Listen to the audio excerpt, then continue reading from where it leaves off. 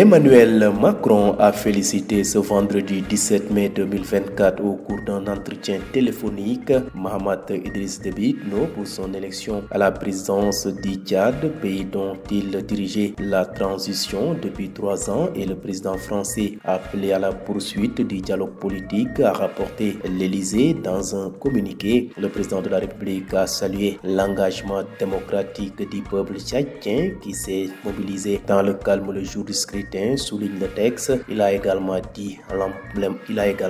l'importance que l'ensemble des acteurs politiques poursuivent leur dialogue dans un esprit d'ouverture et de cohésion nationale pour faire face aux défis du pays. La veille, Mahamat Idriss Déby Itno a été officiellement déclaré élu président du Tchad par le Conseil constitutionnel qui a rejeté notamment le recours de son premier ministre Succès Masra, affirmant avoir gagné. Il y a quelques mois, l'Afrique du Sud avait déjà saisi la plus haute juridiction de l'ONU à propos de la guerre à Gaza. Pretoria estime que l'évolution de la situation, notamment à Rafah dans le sud de la bande, nécessite un cessez-le-feu et demande à la justice internationale de l'ordonner. Après ces accusations, l'État hébreu a répondu ce vendredi devant la Cour de justice internationale aux allégations de l'Afrique du Sud, selon lesquelles il aurait intensifié une campagne génocidaire à Gaza avec son opération militaire à Rafah. L'audience a été brièvement interrompue par des manifestants.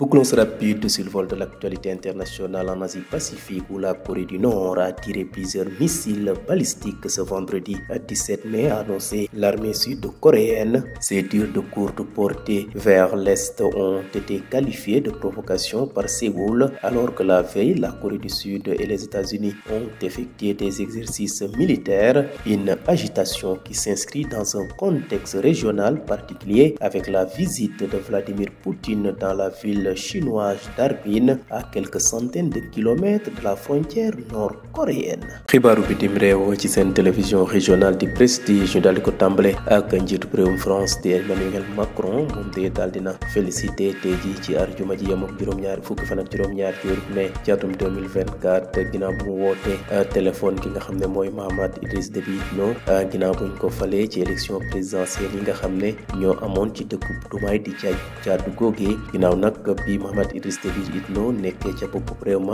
te doon amal transition boobu ak léegi toll ci ñetti at, président bu réewum France nag daal di rafetlu ni mel. loolee de la communiqué bi nga xam ne Élysée moom moo ko génnee wax ne président bu réewum France di Emmanuel Macron mu ngay dellu siwaat di sargal wala di jaajëfal bu baax a baax askanu Tchad ci li nga xam ne wane nañu doole démocratie ba élection yooyee daal di am ci jàmm te kenn demeewu ko fa. li nga xam ne moo jëm ci wàllu xeex ak la ca aju, wax na ne nag ñi nga xam ne ñoom ñoo nekk ci langu politique ba tànk bi nga xam ne teg nañ ko ngir jàmm ci réewum Tchad googee ngelewaay nañ ca wéy sax ca ba jàmm daal gën a am ci réewum Tchad ba faw.